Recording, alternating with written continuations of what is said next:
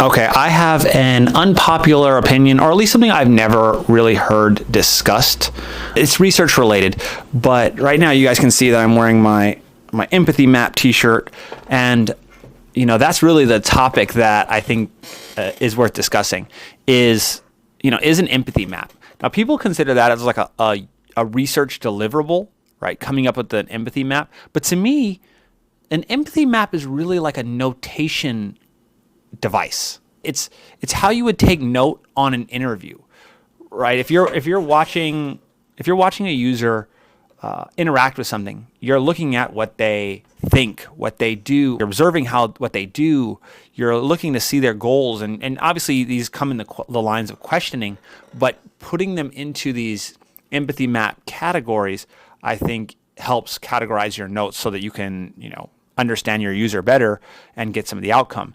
Now from that empathy map, I then think you follow it up with an affinity map to kind of group the patterns and themes that you see multiple users do. So you're taking an empathy map for user interview 1, 2, 3, 4, 5, and 6. Then you're taking all the data from those empathy maps and grouping them in similar patterns and then similar themes so that you can see which of your users have similarities and areas that are worth exploring. That should influence your next steps, right? If you saw out of 6 of your users that you interviewed, all 6 of them couldn't find the button to continue on the prototype, then you know there's a problem, right? Because you see all 6 users. So when it says does and the task was to move on to the next step and they couldn't find the next button, obviously that's a problem that all 6 users had, so it's worth exploring and improving your design.